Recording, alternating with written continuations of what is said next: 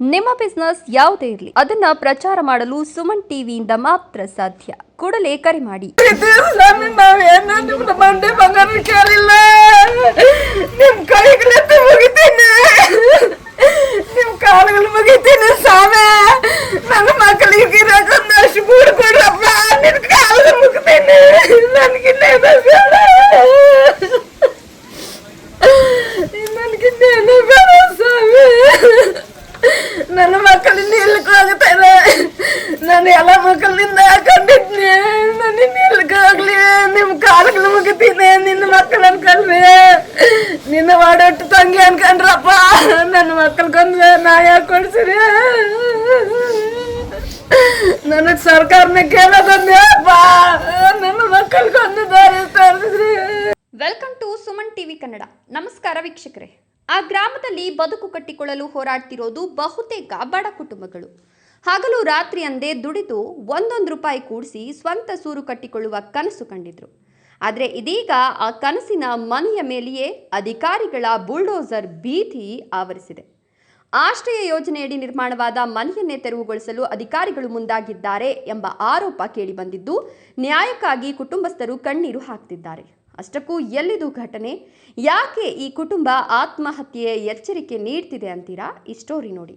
ಹೀಗೆ ಜೆಸಿಬಿ ಮುಂದೆ ನಿಂತು ಕಣ್ಣೀರಿಡ್ತಿರುವ ಕುಟುಂಬ, ಕೈಯಲ್ಲಿ ಪೆಟ್ರೋಲ್ ಹಿಡಿದು ನ್ಯಾಯಕ್ಕಾಗಿ ಹೋರಾಟ ನಡೆಸ್ತಿರುವ ಈ ಮಹಿಳೆ, ಅಧಿಕಾರಿಗಳ ಎದುರು ತಮ್ಮ ಮನೆಯನ್ನ ಉಳಿಸಿಕೊಳ್ಳಲು ಪರದಾಡ್ತಿರುವ ಈ ದೃಶ್ಯಗಳು ಕಂಡುಬಂದದ್ದು ಚಿಕ್ಕಬಳ್ಳಾಪುರ ಜಿಲ್ಲೆಯ ಚಿಂತಾಮಣಿ ತಾಲೂಕಿನ ಕೆಂಪದೇನಹಳ್ಳಿ ಗ್ರಾಮದಲ್ಲಿ.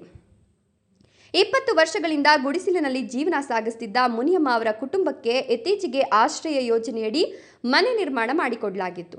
ಆದರೆ ಈಗ ಅದೇ ಮನೆಯನ್ನ ನೆಲಸಮ ಮಾಡಲು ಅಧಿಕಾರಿಗಳು ಮುಂದಾಗಿದ್ದಾರೆ ಎಂಬ ಆರೋಪ ಕೇಳಿಬಂದಿದೆ. ಮನೆಯೊಳಗೆ ಕುಟುಂಬಸ್ಥರು ಇದ್ದಾಗಲೇ ಜೆಸಿಬಿಯೊಂದಿಗೆ ಅಧಿಕಾರಿಗಳು ದಿಢೀರಾಗಿ ಆಗಮಿಸಿ ಮನೆ ತೆರವು ಕಾರ್ಯಾಚರಣೆಗೆ ಮುಂದಾದ ಪರಿಣಾಮ ಸ್ಥಳದಲ್ಲಿ ಉದ್ವಿಗ್ನ ವಾತಾವರಣ ನಿರ್ಮಾಣವಾಗಿದೆ. ಪ್ರಾಣ ಬೇಕಾದರೂ ಬಿಡ್ತೀವಿ, ಮನೆ ಮಾತ್ರ ಬಿಡಲ್ಲ ಅಂತ ಕಣ್ಣೀರಿಡ್ತಿರುವ ಕುಟುಂಬದ ಸದಸ್ಯರು ಮನೆಯೊಳಗೆ ಉಳಿದು ಪ್ರತಿಭಟನೆ ನಡೆಸುತ್ತಿದ್ದಾರೆ. ನ್ಯಾಯ ಸಿಗದಿದ್ರೆ ಆತ್ಮಹತ್ಯೆ ಮಾಡಿಕೊಳ್ಳೋದಾಗಿ ಎಚ್ಚರಿಕೆ ನೀಡಿರುವ ಕುಟುಂಬಸ್ಥರು ಕೈಯಲ್ಲಿ ಪೆಟ್ರೋಲ್ ಹಿಡಿದು ಆತಂಕಕಾರಿ ಪ್ರತಿಭಟನೆಗೆ ಮುಂದಾಗಿದ್ದಾರೆ. ಇನ್ನೂ ವಿಚಿತ್ರ ಅಂದರೆ, ಇದೇ ಜಾಗವನ್ನು ಸರ್ವೆ ನಂಬರ್ 85ರಲ್ಲಿ ಗುರುತಿಸಿ ಖಾತೆ ಮಾಡಿ ಡಿಮ್ಯಾಂಡ್ ರಿಜಿಸ್ಟರ್ನಲ್ಲಿ ದಾಖಲಾತಿ ಮಾಡಿ ಮನೆ ನಿರ್ಮಾಣಕ್ಕೆ ಅವಕಾಶ ನೀಡಿದ್ದವರು ಇದೇ ಅಧಿಕಾರಿಗಳು ಎಂಬ ಗಂಭೀರ ಆರೋಪ ಕೇಳಿಬಂದಿದೆ. ಇದೇ ಸರ್ವೆ ನಂಬರ್ನಲ್ಲಿ ಸುಮಾರು 14 ಕುಟುಂಬಗಳು ಮನೆ ನಿರ್ಮಿಸಿಕೊಂಡಿದ್ರು. ಮುನಿಯಮ್ಮ ಅವರ ಮನೆಯನ್ನೇ ಗುರಿಯಾಗಿಸಿ ತೆರವುಗೊಳಿಸಲು ಮುಂದಾಗಿರೋದು ಹಲವು ಅನುಮಾನಗಳಿಗೆ ಕಾರಣವಾಗಿದೆ ಅಂತ ಗ್ರಾಮಸ್ಥರು ಆರೋಪಿಸಿದ್ದಾರೆ.